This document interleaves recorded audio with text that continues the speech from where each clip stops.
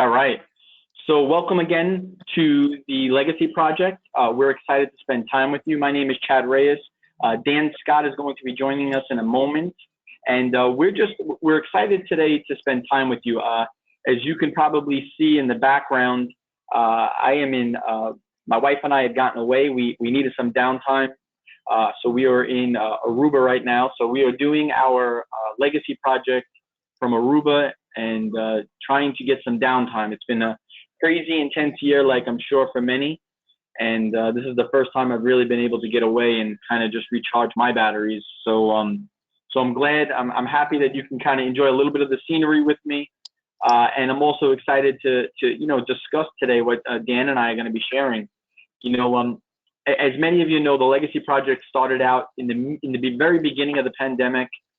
In March, we did a launch event with Interactive Legal and John Maxwell, who happens to be a friend and mentor to my wife and I. And it started taking root where we started meeting on a monthly basis, and we started basically getting together, sharing about legacy, and we were doing it every month. And Dan and I had made a decision that moving forward, we're going to start doing it every other month. So the next one is going to be June 9th, and we're going to be doing it every other month. But the Legacy Project has really three components. It has the aspect of community, conversation, and collaboration. So I just want to share with you that part of being in a community is so important, because in a community you get the ability to kind of hear similar thoughts, challenge some of the thought processes. So that's what the Legacy Project is designed for, is to build a community. Conversations around legacy, I think you would agree, like many of us, that the legacy conversation would be nicer if we were having that as a mainstream conversation. And part of my goal and Dan's goal is to make it a mainstream conversation, regardless of the amount of wealth you have. Whether you have, hundreds of thousands or hundreds of billions or millions, it doesn't matter. A legacy is more about the life you live than necessarily the assets you leave. And then the last one is collaboration. We really want to encourage people that are part of this movement to really work together, to jump on and get to know each other. That's also why we like opening up these, for Q&A at the end, so people can get to hear each other. But I just want to encourage you that those are the three C's. It's consistent, it's community, it's collaboration, and it's conversation. So thank you for joining us for this month's conversation series. And we're going to be talking about the difference between a perspective around family and the individual, and the difference around assets. You see, very big difference when you're looking at planning from a asset perspective rather than the individual and the person perspective. And I've been doing this for nearly close to 20 years now. I've been in this the insurance and wealth transfer space for about 18 years. And when I first started, I all I heard from the insurance companies is life insurance, estate planning, and they never spoke about the people. And if you know and I know that it's the people, it's their dreams, it's their hopes, it's their values that they want to transfer to the next generation. As my wife and I were here at the pool, we were sitting with a family who had built a successful business, eventually sold it, and they were in the entertainment industry. They did some really cool work for some of the movies that we would know, that we were raised with.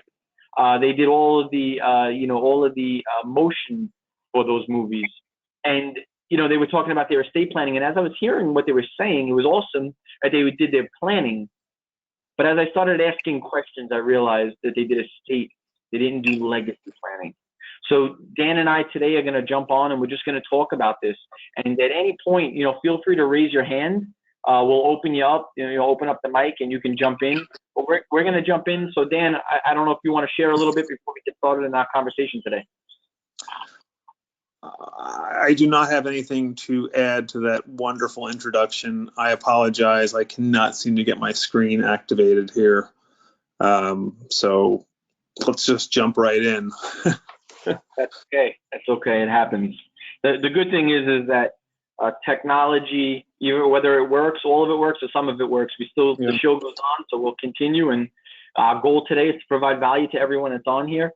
So Dan, I want to start, with the difference between estate planning, which is really around financial assets, Right.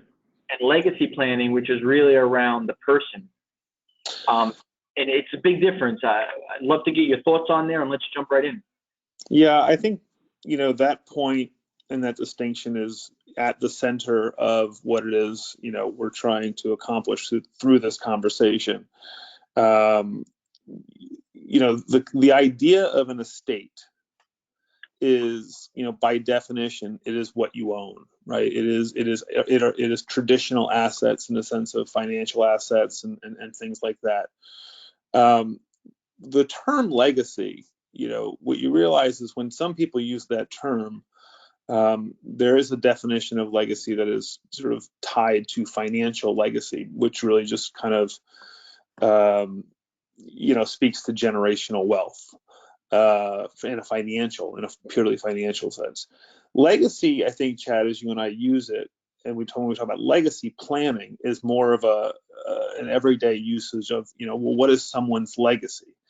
And when you start to talk about that, I think most people would agree. Well, what was his legacy? Well, his legacy was, this, and this is sort of a brief summation of what that person's life, really stood for. Essentially, I like to narrow it down to it's the purpose that your life served, sort of, outward facing towards the public, be that whether that's public or your family. Mm-hmm.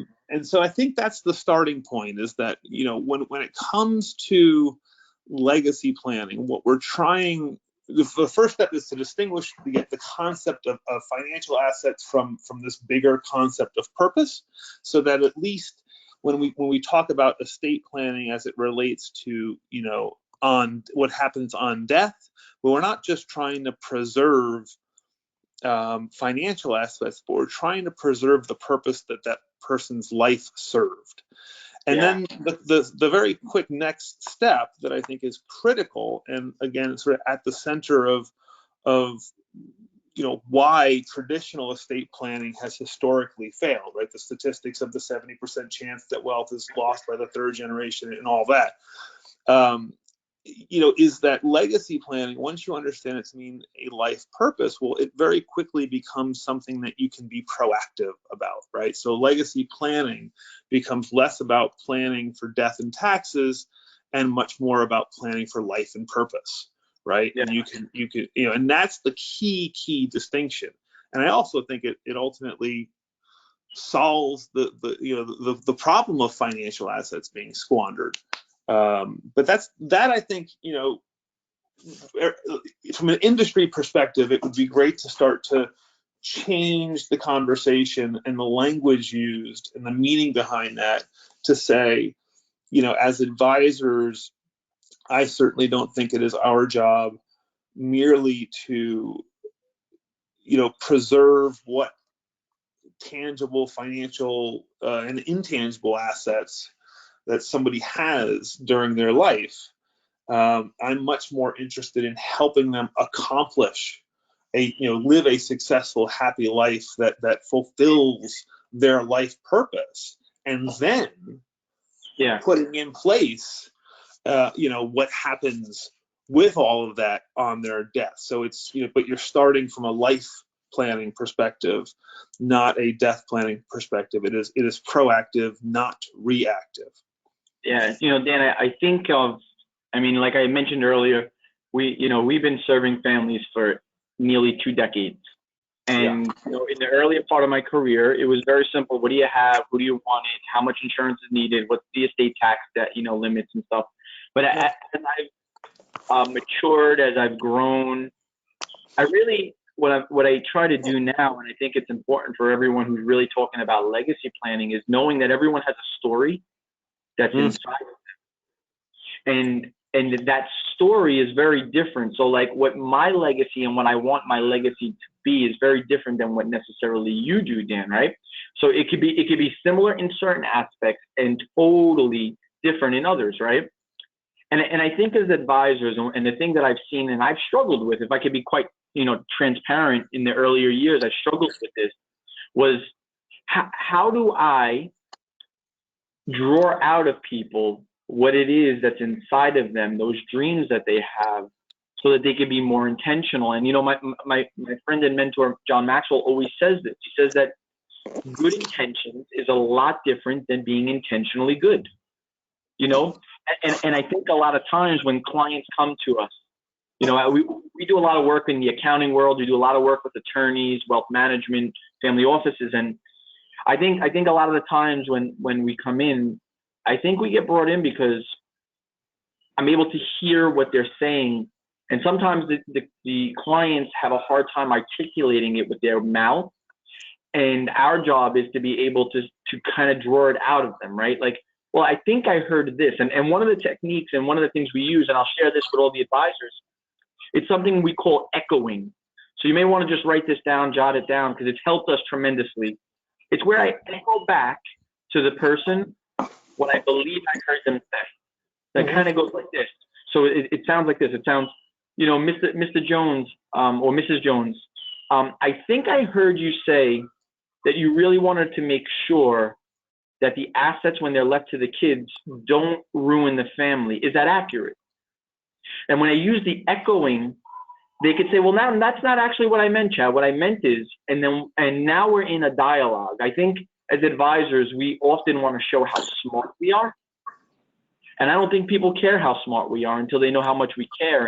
And the truth of it is that, I happen to be blessed to be mentored by some of the brightest technical minds, but also some of the best communicators, right? And I recognize that the technical mind people, they go right into the data, but they don't connect with the client. And as I'm getting older and as I'm maturing in this career, I'm realizing that clients want both. They need both. They want us to be able to hear what they're saying, and some of them can't communicate it, so we need to draw it out of them. But then they want us to be able to have the technical ability to put it together.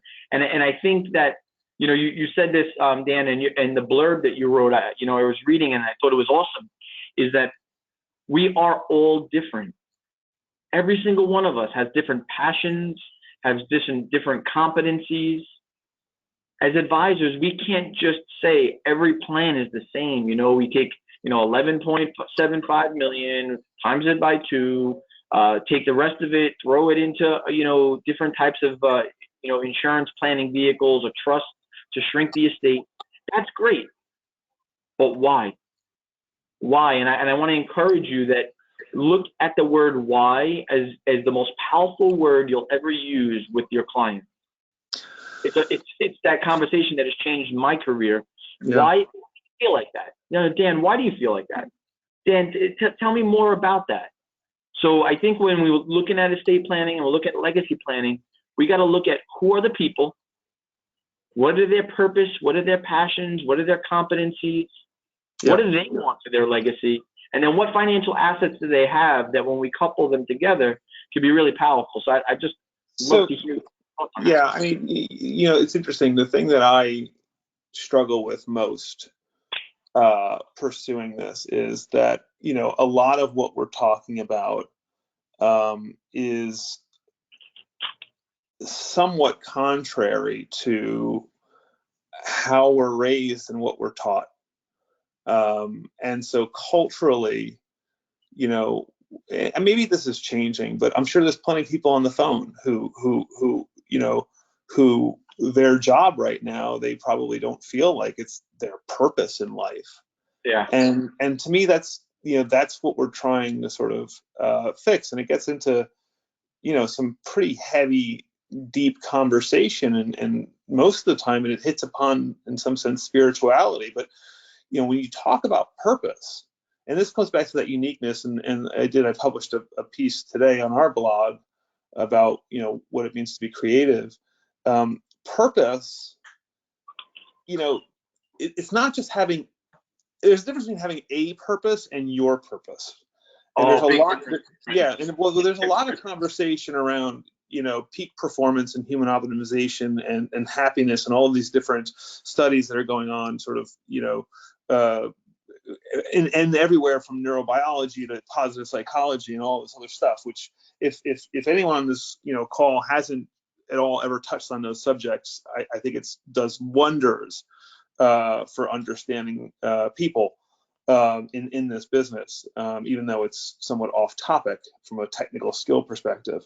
But purpose, like when I talk about purpose, what fascinates me is that unique individuality. For you to have a purpose is to say that there is something that you are capable of that nobody else is capable of. That's why it's your purpose. If someone else can do it, right, then it's not unique to you. It's not your purpose. It's just a purpose. And when you start from that, I'm sorry. So I just want to share something right on top of that, is that when we're working with clients, every client we work with, right, is so different. Like I talk about the fingerprint. So we need to make sure that we're hearing them and not bringing our preconceived notions to the table about, oh, well, this is what they want to do, because we don't know that's what they want to do. They may want to do that, but they may have a totally different viewpoint on what legacy planning is. And I think we need to hear them out. Right. Well, that's where we start. We start with the idea that you have a unique purpose. That's where we start at Spotlight, and we figure out what that is. We define that North Star for you. Well, actually, you do it. We help you uncover what that North Star is. We call that we call it a creative manifesto, in large part because our client base tends to be is labeled creatives. Now that's a very broad term. I actually think everybody's creative, and that's what the post today was sort of about. The idea of creativity is a common definition, at least in the field of psychology, is that it's a novel idea. It's original ideas that have value.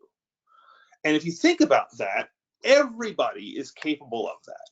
The question is, how do you unlock that? If you're not an artist, how do you unlock your creativity? Right? We think of creativity in terms of other things. And so figuring that out is the first step. And, for us, we really focus on 3 different components. We've got a unique kind of proprietary process of getting to each of the answers. But, the idea of purpose, we start with happiness and fulfillment. We want to sort of understand what, from a doing perspective, you enjoy. Because of course, your life purpose is something that will bring you a sense of fulfillment and joy. Yeah. And I won't get into that. What's that?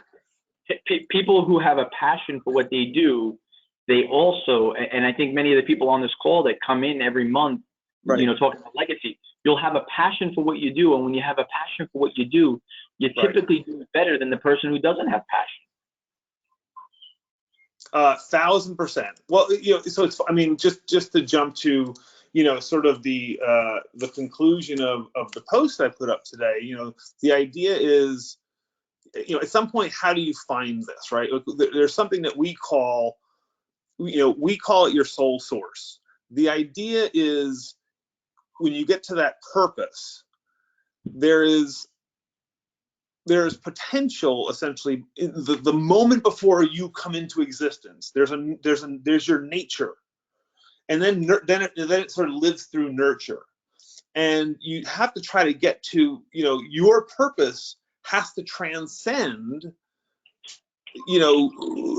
society and nurture, because if you were born in a world without certain technologies, well then it can't be your life purpose to make cars if cars don't exist. So if making cars is what you think is your purpose, you have to go back and figure out at a higher level what that really means. So there's sort of, what is it, 6 or 7? There's six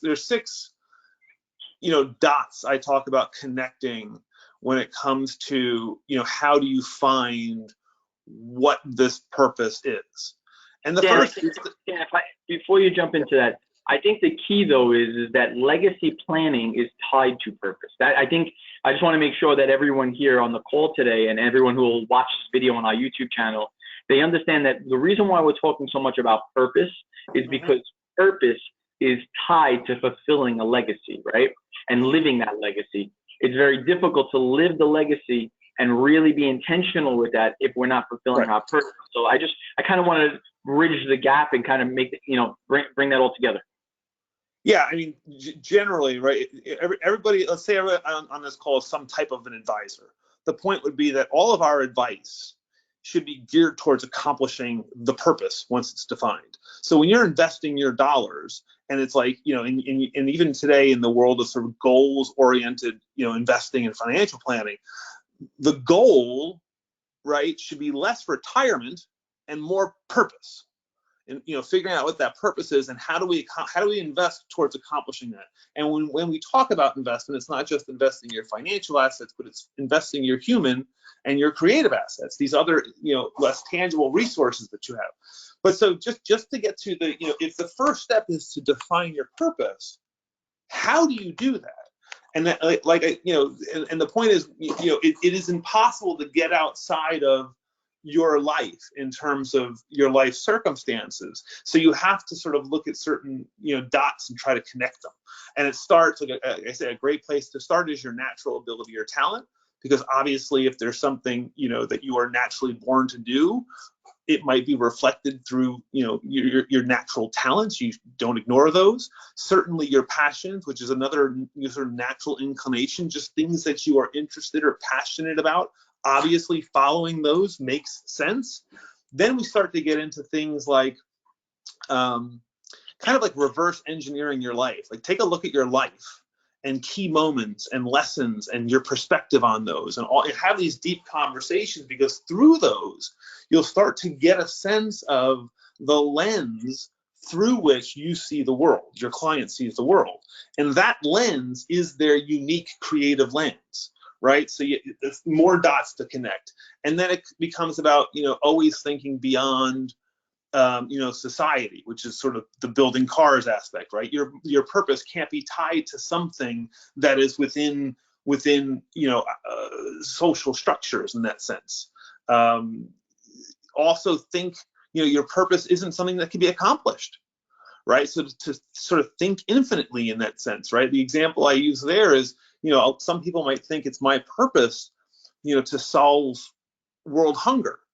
Well, then what? Like, world hunger is a problem that can be solved. So then your purpose is done? No, like that doesn't make sense. So it's got to be bigger than that. It's got to be more infinite. So maybe something like, in that case, the general concept of human suffering or something might be tied in, something more, large. And so you pull these things together, and then obviously your intuition. Trust your intuition. Take time to be with yourself in terms of understanding what you think that force behind your creativity is. And you start to connect those dots, you can really start to come up with this North Star of a purpose, which is a moving target, right? It's always going to be something that's refined over time, but it gives you that direction, and it inspires the hell out of clients, that's for sure. Dan, I'm thinking there's a book that Simon Sinek wrote. So if anyone's on here, I think this would be a great book for you to order off of Amazon. Simon Sinek, S-I-N-E-K. You and I have spoken about this, Start With Why, but that's not the book. It's called The Infinite Game. The Infinite Game. And that book, you just said something that triggered something in me, Dan. You said about, sometimes we can't fulfill that in our lifetime. Right. And in that book, he talks about that. He talks about the difference between a finite game and an infinite game. Right. So, I thought our readers, our YouTubers and people on here would really enjoy that book, because it talks about that infinite game and how to fulfill that. Yeah, that's great. That's a great point. And then the last thing is, as you were sharing, I was hearing what you were sharing, and I talk about this often. There's three things that when we're working with our clients, we can help them in fulfilling their legacy. There's three things. The first is, you may want to take this down. The first is this: how do we know if someone's operating in their purpose? The first thing is this: they'll get energized by it. So when I'm working with my clients, and if they're talking about their children, and they're talking about their grandchildren, and they're saying, well, the kids got to come in. The first question is, do they get energized by what you're asking them to do? That's the first thing. They got to be energized by it. They got to be passionate about it. Second thing, are they good at it? So having passion for something is one thing, but now being good at it is a totally another thing. So when we're working on legacy planning, and especially with family businesses, are the kids or the grandkids passionate about it? Are they good at what you're asking them? So if you're asking them to come in and be the CEO of the company, are they good at it? Have they shown success in leading up to that point? And then this is the last part. And this is the real test. Do other people recognize that they're good at it? So they could be passionate about it, they could think they're good at it, but are other people recognizing that they're very good at that? Because if those three exist, then I think we're on the right path. If those three things don't exist, when I'm working with the families and we're helping them around legacy planning and being intentional, right? I look for those three things, because I know without those three things, everything else is elusive. They can have this best estate plan, but if the kids are not passionate about it and they're not good at it, and other people are not even recognizing that they're good at it, then what we're doing is we're setting them up for failure. And, Dan, you started earlier with that, the statistic, a lot of wealth, 70% of the wealth doesn't make it to the second, 90 doesn't make it to the third, 97 doesn't make it to the fourth, 99 plus doesn't make it to the fifth. Why? Those three things are not existing when they're doing their legacy planning. So I just wanted to share that and kind of build off of what you were saying, Dan. Well, yeah, I mean, this opens up the door to, get into some like legacy planning strategies. And I feel very strongly against traditional sort of family business succession planning. I think that the idea that your children are likely the right candidate to take over what you have created, what represents your legacy, is a slim to none. Because everybody's an individual and their individual purpose needs to be found. That needs to be the goal of legacy planning. So if you've created something, if you're Steve Jobs and you created Apple, forgetting that it's a public company, but if it weren't, the point of my legacy would be, should be for the great work, right? To use his line, the dent in the universe that I made, for it to continue to serve its purpose. That does not mean that your spouse and children have any role in that business. Now they can benefit, right? There's the economic benefit of what that business, turns out, and using the economic benefit from it to advance the individual purposes of your family. Now that makes sense, but putting your children or your spouse at the helm is almost always, in my opinion, the wrong thing to do.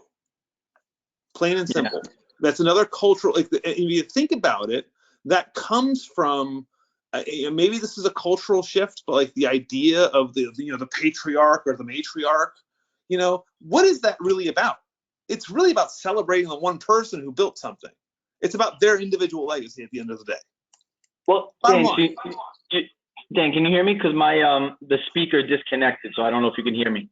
I can hear you fine. Okay, thanks. I had to reconnect it, so sorry about that.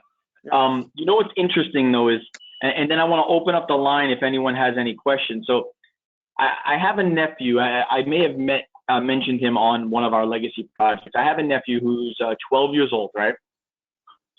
And he is a creative. He is a salesperson, and he does not stop when he believes something. And, I think about this all the time because my wife and I, as you know, Dan, we own 3 organizations, one that empowers youth, one that's a leadership and business coaching company, and then Wealth and Legacy Group, which is what helps successful families transfer wealth with the life insurance aspect. And I'm always careful because I know what my legacy. I know one is how to build my legacy, but then also what I want my legacy to be when I'm no longer here as well. And one of the things that I'm always careful of is not to impose my legacy on someone else's legacy. But what's interesting is, and the reason why I'm bringing up my 12-year-old nephew is he has a gift of being creative and he has a gift of selling. Mm-hmm. And our family doesn't embrace the selling side of it. They look at it as, quite frankly, annoying. But my wife and I, we embrace it because I know that that's part of his gifting, right? And that's part of one of his areas of strength. Now, call it persuasion, Chad, not selling. He's persuasive. Listen, I believe that if you have the gift and the cure for cancer, then let's sell it to the world. Because if you could solve cancer, or you could solve a major issue, then I want you to sell it. You know, yeah. But persuade or sell, that's for you and I to swallow. But my nephew is so gifted and talented. And one of the things as I look at him is he may or may not come into the business, and he may take this business to a whole nother level. He may turn it into a worldwide enterprise one day, God willing, right? But it has to be his purpose. It can't be my purpose put on him. So one of the things that I do with our nieces and our nephews, I think I've mentioned this to many of you on the calls, is we have 20 nieces and nephews. No children yet, but 20 nieces and nephews. Is I bring them in and I give them exposure to our global enterprises of all the things that we do. And I want them to be able to see the different things because everyone has different purposes. And one of them may want to come in and build with their purpose is to build off of what we've built. Or their purpose may be, I love to see what they were doing, but I don't want to do it. I want to build something special. And then what I'll do is I'll lend my resources, I'll lend my talent, I'll let our finances to help them build something special.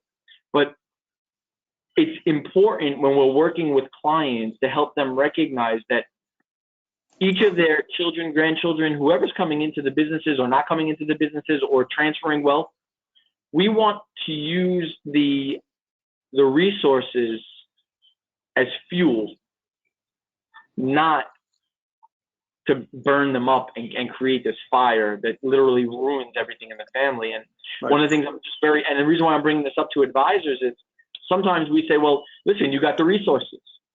So now have the kids come into the business. Sometimes it's not come into the business. Maybe it's take the resources and create a separate entity, give them $100,000 and let them start it and then be able to monitor it and lend your wisdom and your knowledge as they mess.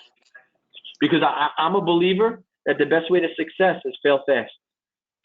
I failed real fast. You know, when people look at me and they say, you know, you're young. Yeah, you have no clue the amount of failure that I went through in the earlier part of my life to get to this where I am today with my wife and I and our businesses. So when I look at legacy, I say sometimes legacy is being that person who can be there for them when they fail to pick them up, what you learn, how did you grow through it, and then how can we apply that to the next part. And I just would say is that when we're working with our clients, don't put our preconceived notions on them. Because often as advisors, I've seen it happen, guys. We become the lid to what's possible in their life because we can't see it. Take the lid off. You know, our friend and mentor, John Maxwell, he says this all the time. He says that we come into every relationship with a lid. And if we're looking at a 1 to 10, and our view of legacy is a 5 as an advisor, then we put a lid on that family because we can never allow them to reach beyond the lid because our advising will stop them at that lid. They'll keep hitting the lid and stopping. And part of the legacy project and part of what Dan and I are pouring our life into when we're working with advisors and working with families is to help you take your legacy lid of a 5 or a 6 or a 4 and move it to a 7 or an 8. Because what happens is when you're able to raise your lid, now the clients that you serve, they have more capacity because now you as the advisor have not put a lid on what's possible for them. So I want to, I see a question here. So Barry, I'm going to open up your mic so that you could ask your question. So hold on 1 second. We're going to open that up. Barry, on your end, you're going to have to unmute it so you can ask that question.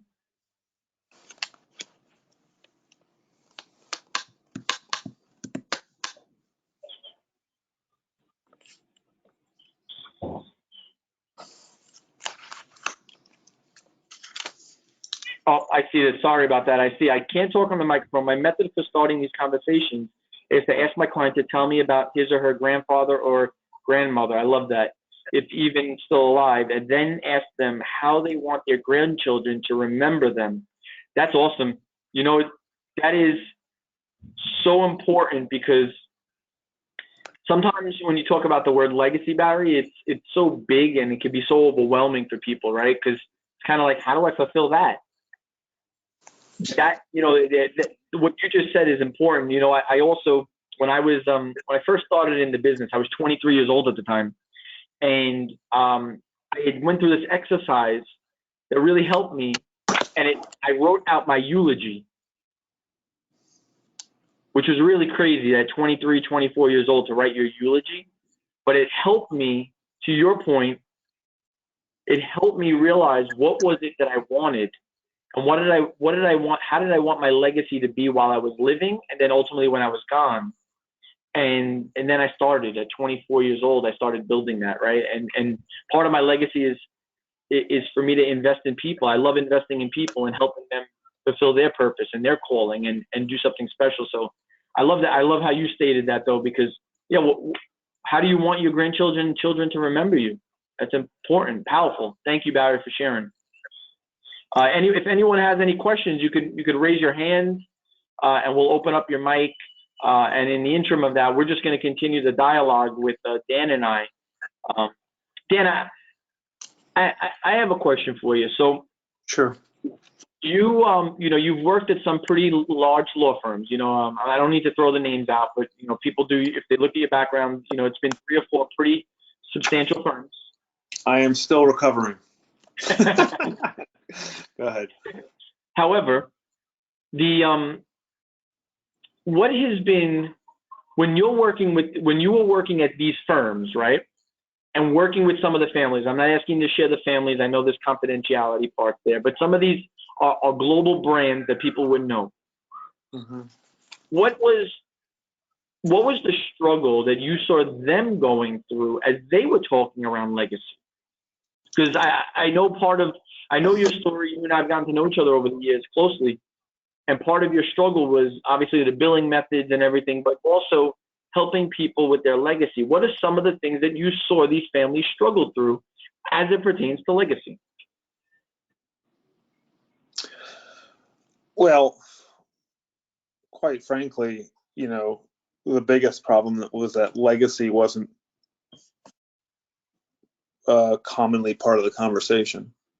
And that was probably one of the biggest reasons. Sort of it's become sort of a line now that I didn't want to talk about death and taxes anymore. I wanted to talk about life and purpose, and I couldn't fulfill that in the environment I was in.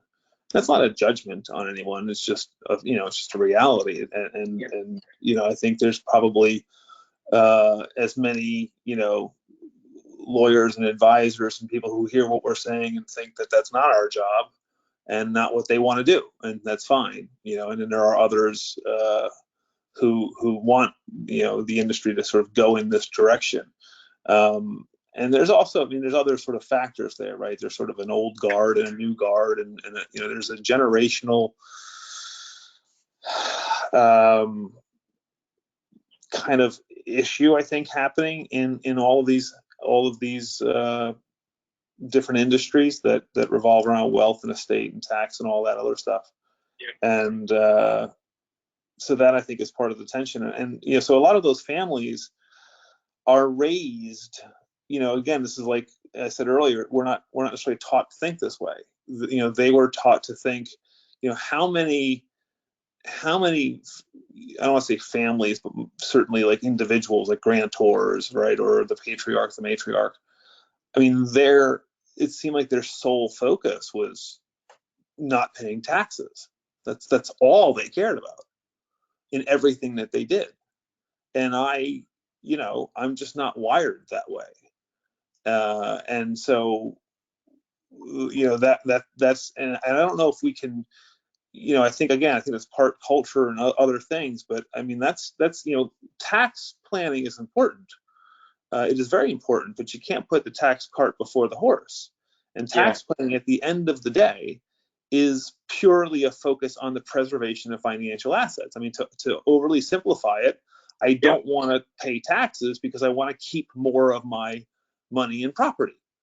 And so there's no conversation about purpose at all. There's no conversation about legacy in that, using it to mean purpose. I think, again, the word legacy has become a much more widely used from a brand and marketing perspective term, but I think overwhelmingly it's really just being used to replace the idea of a financial legacy or generational wealth in the terms of wealth being financial assets. Yeah. And we can't seem to get over that. And I don't think it's not it's more of a cultural issue, I think, than it is an industry issue. I mean, we are, and this is what's interesting from a timing perspective, is that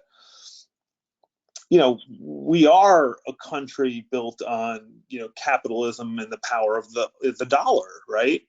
And there's a movement very much away from that, right? At the same time, where a younger generation is focused less on assets and dollars and more on experience, purpose, those sorts of things.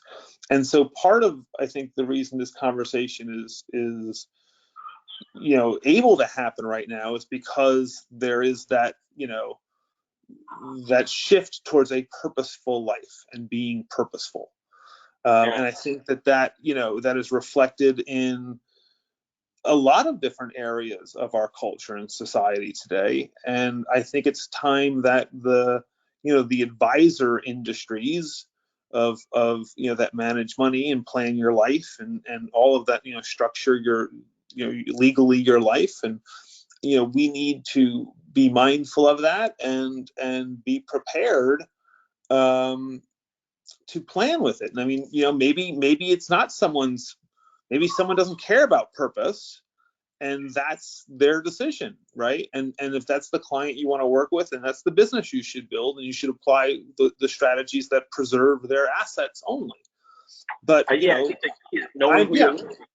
that's the point. Is like you and I are doing what we're doing because that's not the client I want to work with. That's not the business I want to build. So if you are somebody who hears this and goes, yeah, I want to help people with their purpose, and I want to help them manage their money towards accomplishing a purpose, and I want to help them protect their families and and get into and I like the insurance space, so I'm gonna go be an advisor in the insurance space, but I'm gonna gear it towards purpose. Then we're in the right conversation in this. That's the community that we're trying to build. I think overwhelmingly, and this is my at times, I mean, it's my optimism that when I talk to families, overwhelmingly they get it. I don't have a single person that I've given the talk to and they're like, you're ridiculous, no, right? It doesn't. Yeah. I'm sorry to interrupt. Because I'm in a hotel, I have to just run to the door for one moment. Just give me literally 20 seconds. Is your brunch here, Chad? Room service? No. At least we know you're wearing pants.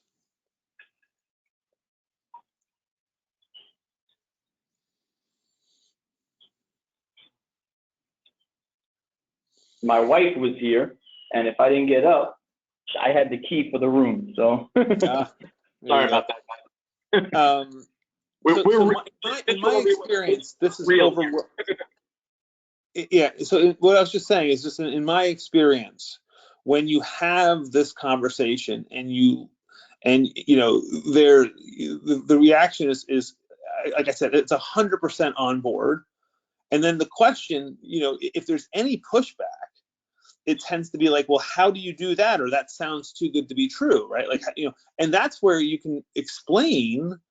And that's why also that we're trying to build this community, because, yes, we have strategies, Chad, you and I, but we're by no means, we haven't, this is a process. And so if we should all be focusing on our energy towards developing best practices around, protecting legacy when as we define that, meaning purpose. And that's, the point is that's the direction that the industry should be going from an expertise perspective. Because if it glance appears unrealistic or too good to be true, you and I know that that's wrong, that there are techniques and strategies and things that you can do, thinking outside the box to do this. A big shift is something that I've always said, is that legacy planning by definition has to be a process. Yeah. It's not something that, one of the biggest mistakes, and again, I think there's a cultural aspect to this and what expectations are, but I think clients want to come and get a plan. They want to come and get documents prepared and be done with this. Check that off the box, right? I've taken care of what happens when I die. Well, what happens about when you live, right? And that is where we need to focus them. And to do that, that's a process, meaning you don't really ever get to not see me. It's, we need to be built into this together because we're helping you accomplish and live your purpose. And so that's, again, a very big change that is hard to implement unless, as an industry or industries, that becomes commonplace, right? Well, Dan, to that point, right, I think a key for us as advisors is to, one, get comfortable with being uncomfortable. Because, years ago, I was not comfortable having these conversations, but I was more uncomfortable not having them than I was having them, because I realized that there was more for these families when it came to legacy, right? Mm-hmm. And the second thing is, as I think about you saying about a process and a journey, right? Everyone who's on the call today, I just want you to think about this. Every day we get in our car, right? You get in your car, I get in my car, we get behind the wheel at night. We need to see the whole trip. No, we just need to see that we put the lights on, we put the headlights on, and we could see 300 feet. And we travel 300 feet. And then when we get there, we see further, 300 feet. Part of this legacy planning with clients is not having to know every little detail of that journey. It's taking it's getting started on the first 300 feet. Because and trusting the process. Yeah, trusting that it's going to be those 300 feet are going to lead that client towards a better legacy than if you didn't take those 300 feet. Right. And what'll happen is people will come alongside of you. You'll have people like Dan and I who just really want to share what we've been doing, not because we're going to get anything from it. Quite frankly, I'm on my vacation. I'm not getting paid to do this. I just want to invest in people because I care that you could invest in your clients, right? And hopefully have conversations that can change the trajectory of their life. But we don't need to see the whole trip, guys. We don't need to see the 2,000-mile trip. What we need to see is we need to see 300 feet in front of us. If you need to see further, call us, call Dan, call me, shoot us an email. Whatever it is, I'm happy to be a resource, because I want to see one day in my lifetime, I want to see these conversations becoming common. And I know that it won't happen in a month, it won't happen in a year, but I'm not committed to a month and a year. I'm committed to my life. And if you're willing to go 300 feet, I'm willing to come alongside of you to get you the extra 300 feet. Dan's willing to do that. We have videos. Bring other advisors around you. Bring them into your conference room. Do Zoom meetings. Play the video. Talk about this. But do not, and this is what I want to challenge you, because I know the legal world does this. I know the accounting world does this. The wealth management space does this. The insurance space does this. Family office space does this. We need to see everything. And let me explain to you, I'm just going to share this before we wrap up. Let me tell you the reason why I believe we need to know everything. Because of insecurity. That's right. You heard me say it. If you're not getting started, it's because of insecurity. I'm challenging you to get started. Go 300 feet, you'll see further. Insecurity stops us and it says, I need to see everything before I do it. And what I know in my life is that everything that I have, everything that my wife and I have built, everything that we're enjoying, the lives that we're seeing impacted, the families that we serve that are really just raving fans because we stepped out of our comfortable position to get uncomfortable for their benefit. It happens when we got out of being insecure because we needed to see everything. Just start having these conversations. Barry, you did it so well. I'm going to give Barry's words again. Barry's words was this: my method for starting these conversations is to ask my clients to tell me about his or her grandmother, grandfather, and how do they remember them? What do you want to be remembered for? Just start, guys. It doesn't have to be perfect. The thing that I know is that in my beginning of my career, I needed perfect. And perfect didn't help anyone. Perfect gave me anxiety. Perfect gave the clients anxiety. But progress helped me make an impact. And today I'm encouraging you, get out of your comfort zone. If you're dealing with the insecurity of how do I start, just start. When you start, the right people will come around you because they'll see that you want to make a bigger difference. And one of the things I'll say before we wrap up is I had a person on our team who handles all of our marketing. And I said to him, I said, tax efficient, legacy minded. Tax efficient, legacy minded. He said, that's great. Tax efficient, legacy minded. But how is it about the people? He said, Chad, tax efficient, legacy minded, family first. And I don't mean putting the family first, meaning the family business. I mean family first. The uniqueness of the person, the uniqueness of your niece, the uniqueness of your child, the uniqueness of your grandchildren. Family first, put them first. And then watch what happens. Because then you get to really create some very unique planning for those families. Tax efficient. Let's not be ignorant to say, well, we don't need to care about the taxes. Well, of course we need to care about the taxes. That would be ignorant to say taxes don't matter. But tax efficient. Always with legacy minded at top of mind, and always family first. The uniqueness of the family individual person. That's how you create a true legacy. That's how you live a legacy. And I want to challenge you today, as we're working, as you're working, as I'm working, as Dan's working with clients, choose all three of them. Choose to be tax efficient in your planning, making sure we're taking advantage of the planning, but always being legacy minded. What is their purpose? And then always keeping the family first. And not the family meaning the unit, the family meaning the individuals. What is their competencies? What are their passions? What is their purpose? Because if we could build all three of them together, guys, that's legacy planning. So I want to thank you for being on this journey with us. I want to thank you for spending time with us. I don't see any other questions here. So we're going to kind of wrap up. Dan, as always, I appreciate your wisdom, how much you care about this movement. For many of you that are on here, all of the previous recordings, including this one, is on our YouTube channel. So you can put the Legacy Project, find the YouTube channel. It has all of them. Also want to remind you that we're going to be doing every other month. So the next one is June 9th. So I want to thank you for spending time with us. I want to thank you for investing. And I just want to encourage you, go 300 feet. As soon as you go that 300 feet, you'll see further. God bless you guys. Enjoyed spending time with you today. We'll see you on June 9th. Until then, be well. Thanks, Dad. Take care. Thanks, Dan. Bye-bye.